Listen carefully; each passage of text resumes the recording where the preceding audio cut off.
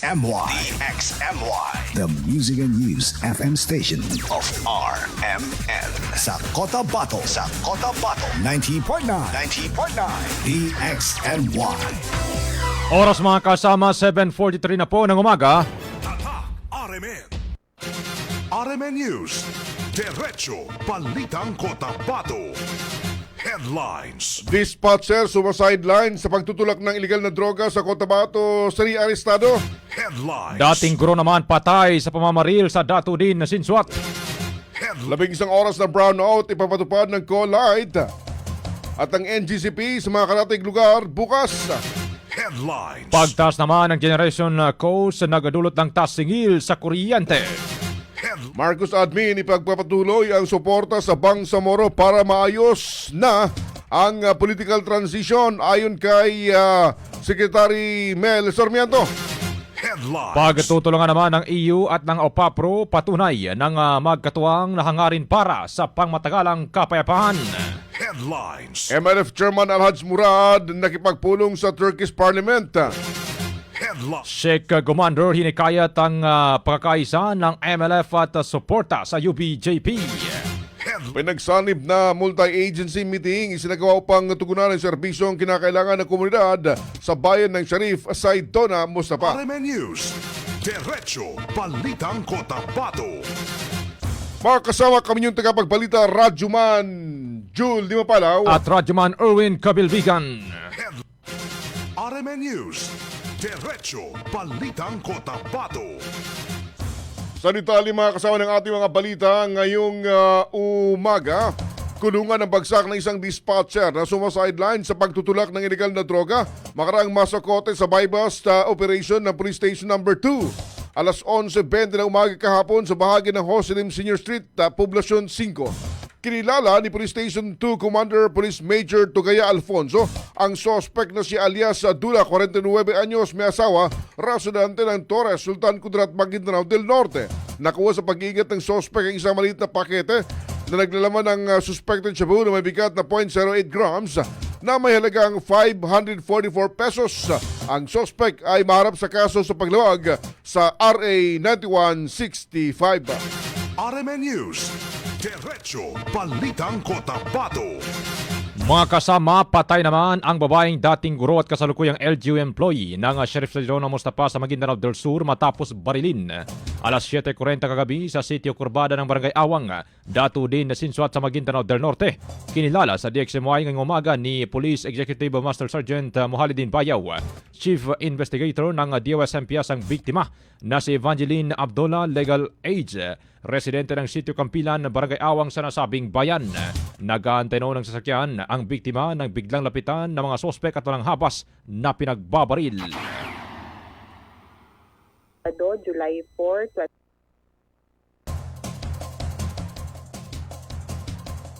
Yes, sir. According doon sa amin, sir, dating teacher ito, sir. Nagbunaling yung biktima sa Cotabato Regional and Medical Center para magnasan yung sugat niya, sir. Pero sa kasamaan palad, sir, the attending physician na nagdeklara dead on arrival ang biktima si Evangeline Pantoria. RMN News. Diretso Balitang Cotabato. Nagtamo ng tamas ng pala sa ulo ang biktima mula sa caliber 45 pistol base sa na-recover sa crime scene. Sa ngayon, blanco pa ang DOS MPS sa motibo at kung sino ang nasa likod ng pamamaril habang nagpapatuloy ang kanilang masusing investigasyon. Nagka-recover kami ng isang basyo ng bala galing sa caliber 45. Yung biktima is nagtamo ng sugat sa kanyang ulo, sir. Sir, according doon sa asawa na sir. Sir, ito sir, patuloy pa rin yung namin sa inalam namin kung ito talaga ang motibo nung pamamaslang sa isang babae. Sir. Magbibigay kami ng update, sir, kung information na kami mag-record. Ang ano namin ngayon, yung kami ng tulong. RMN News. Diretso Balitang Cotabato. 7:47 ng umaga mga kasama, magkakaroon naman ng 11 oras na power interruption bukas, Sabado, July 4, 2026. Mula alas 7 ng umaga hanggang alas 6 ng gabi sa ilang lugar sa Cotabato City, mga bahagi ng Sultan Kudarat at ilang lugar sa Datu din na Sinsuat sa Maguindanao del Norte dahil sa nakatagdang maintenance activity ng National Grid Corporation of the Philippines o NGCP.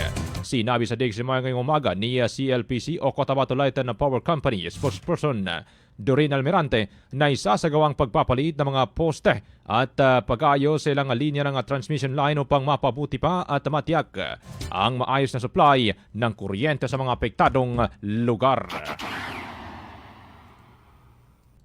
July 4, 2026, simula alas 7 ng umaga hanggang alas 6 ng gabi po. So 11 hours po itong brownout na ito. Apektado nito, Sir Erwin, ang ating buong franchise area, Cotabato City, portions of Sultan Kudarat, and portions of Dato Odin Sinsuat. So yun po ang kanilang mga kadahilan ng ibinigay. Magkakaroon po sila ng mga wood pole replacement at may mga correction po sa ilang linya nila sa transmission line.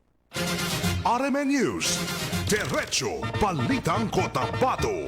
Samantala, tumaas ng 1 peso and 26.51 centavo kada kilowatt hour ang singil sa kuryente ng mga residential consumers ng Colite nitong June dahil upang umabot ng 10 pesos and 93.99 kada kilowatt hour kabuang electricity rate kada buwan. Ayon kay Colite spokesperson Doreen Almirante, pangunahing sanhi ng pagtaas ng singil ang mas mataas na generation cost o presyo ng kuryente mula naman sa mga power supplier tulad ng National Grid Corporation of the Philippines. Basis doon sa ating pinalabas na advisory, ang naging kadahilanan ng pagtaas po ng singil ng kuryente ni Cotabato Light. Dahil po ito, yung una, Sir Erwin, actually, pagtaas po ng ating generation cost, which is natawag natin itong PAS. Ito po yung mga cost nagiging singil para po doon sa mga nagpuproduce ng mga kuryente na RMN News,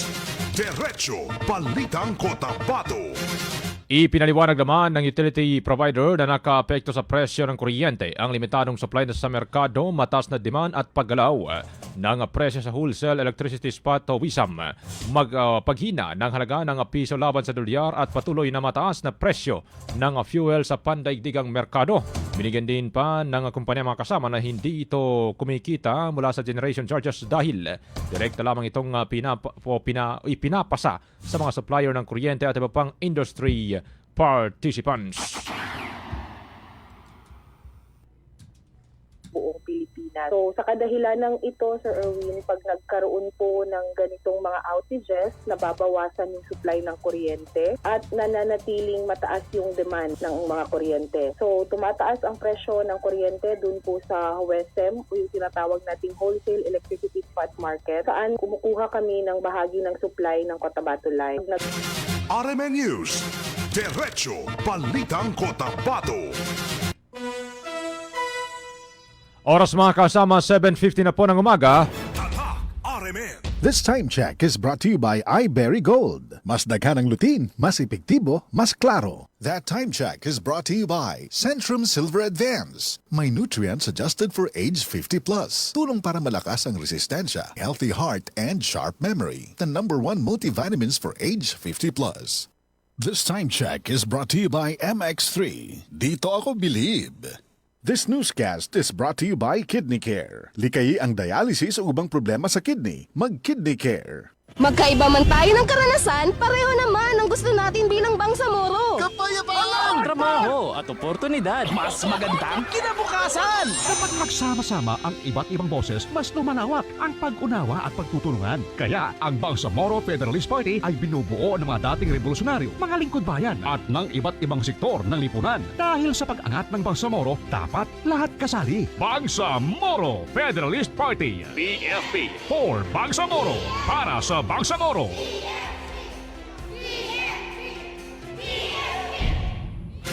RMN News, Diretso Balitang Cotabato. Mga kasama, tuloy sa ating palitan, bunga ng ilang dekadang mahirap na negosasyon, kompromiso at matapang na pagpapasyang pampolitika ang proseso ng kapayapaan sa Bangsamoro. Ito yung sinabi ni Presidential Advisor on Peace, Reconciliation and Unity, Secretary Mel Sarmiento. Aniyan, naging posible ito sa pagtutulungan ng pamahalaan ng Moro Islamic Liberation Front at iba't ibang henerasyon na mga pinuno ng Bangsamoro na tagapagpatupad ng kapayapaan at mga katuwang na nagsulong ng isang makatarungan at upang matagalang kasunduang pampolitika. Ipinagpatuloy ng pamahalaan sa ilalim ng Marcos administration ang pagtupad sa mga naipangakong hakbang at ang mga pagbibigay ng kinakailangang suporta ng Bangsamoro Autonomous Region o pagsuporta sa Bangsamoro Autonomous Region upang matiyak ang maayos na pagkumpleto ng political transition. RMN News, Diretso Balitang Cotabato. Naniniwala naman si European Union Ambassador to the Philippines Massimo Santoro na mahalagang mapanatiling matatag na ugnayan nila ng Office of the Presidential Advisor on Peace, Reconciliation and Unity o PAPRO upang maisulong ang pangmatagalang kapayapaan, normalisasyon at tuloy-tuloy na kaunlaran sa mga komunidad na naapektuhan ng mga armadong tunggalyan. Anya, ang partnership ng EU at ng OPAPRO ay hindi lamang nakatuon sa pagpapanumalik ng kapayapaan, kundi maging sa pagpapalawak ng mga oportunidad sa kabuhayan at pagpapalakas ng mga lokal na komunidad. Nagbigay ang EU ng teknikal na suporta sa pagpapatupad ng mga programang may kaugnayan sa normalisasyon kabilang ang mga hakbang na tumutulong sa muling pagbangon ng mga komunidad at ang pagbibigay ng mga oportunidad.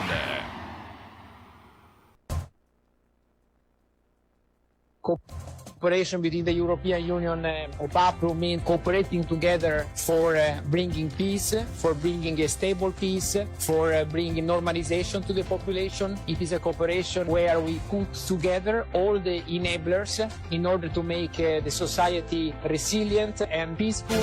RMN News, Diretso Balitang Cotabato. Alas 7:55 mga kasama yung oras natin, pinagtibay pa ng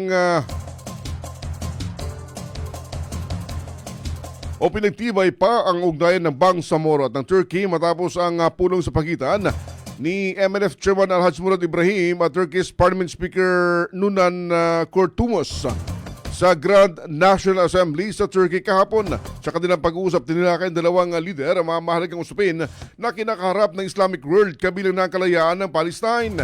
Kinilala ni Speaker Kurtulmuş ang ambag ni Murad sa pakikibaka ng Bangsamoro at ng kanyang naging papel bilang unang punong ministro ng Bangsamoro Autonomous Region ni Muslim Mindanao. Samantala, nagpaay naman ng pasalamat si Kagi Murad sa mainit na pagtanggap ng Turkish Parliament at binigyan din ng kahalagahan ng patuloy na kooperasyon para sa kapayapaan, katarungan at pagkakaisa. RMN News, Diretso Balitang Cotabato. Mga kasama, nanawagan naman si Sheikh Abdul Hadi Gumandern sa mga miyembro ng Moro Islamic Liberation Front o MLF na panatilihin ang pagkakaisa at suportahan ng United Bangsamoro Justice Party habang papalapit ang kaunanahang regional parliamentary election. Sa kanyang pahayag, sinabi ni Sheikh Gumandern na hindi niya binibigyang pansin ng mga umano'y akusasyon at batikos laban sa kanya dahil mas mahalaga anya ang kinabukasan ng Bangsamoro sa kasalukuyang Bangsamoro Transition Authority. Binigyan din pa niya mga kasama na bagamat maaari umanong pairalin ng pagiging neutral sa usapin ng pagkakasundo at reconciliation ng mga leader, naniniwala siyang mahalagang manatiling nakahanay ang mga kasapi ng MILF sa partido sa gitna ng nagpapatuloy na proseso ng kapayapaan at demokratikong pamamahala sa Bangsamoro Autonomous Region.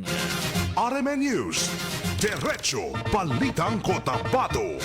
Mga kasama, isinagawa ng Ministry of Basic Higher and Technical Education ay ka-anim na Management Committee meeting ng Directorate General for Higher Education upang talakayin ang mga paunahing prioridad paghahanda para sa academic year 2026-2027. Kabilang sa mga natalakay sa pagpupulong ang paghahanda para sa technical budget hearing, mga estratehiyang direksyon ng sektor ng mataas na edukasyon, performance sa board examinations at mga update kaugnay naman sa Certificate of Program Compliance ng mga Ministry Supervised Higher Education Institution sa rehiyon. Ipinabot ni Bantuas Lukman ang buong suporta ni BARM Chief Minister Abdul Rauf Makakuha sa mga programa ng MBHTE kasabay ng panawagan na itaguyod ang pananagutan, inovasyon, kahusayan at serbisyong pampubliko para sa mas dekalidad na makabagong edukasyon dito sa Bangsamoro Region. RMN News, Diretso Balitang Cotabato.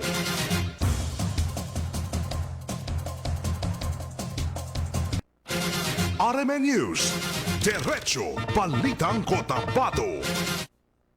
Mga kasama, sumanyo ang kalipunan ng ating palitan. Ngayong umagang ito ng Biyernes, tayo'y atras sa buwan ng Hulyo 2026. Sa kala po ng mga parties ng Radyoman Jules sa News Center, Radyoman Daisy Mangod. RMN News. Diretso Balitang Cotabato. Ito kasamang Sir Erwin. Magandang morning muna kay Samsudin Mama Saunda from Ligawasan Municipality sa SGA Bar. Good morning. Sa Master Control, Radyoman Danilo Malaran. Sa technical naman o sa digital, Radyoman Ricardo Eric Madamba Jr. RMN News. Kami nyo nakasama, Radyoman Jul Di Mapalaw. At Radyoman Erwin Kabilbigan. Tatak Aramen. Aramen. RMN News. Diretso Balitang Cotabato.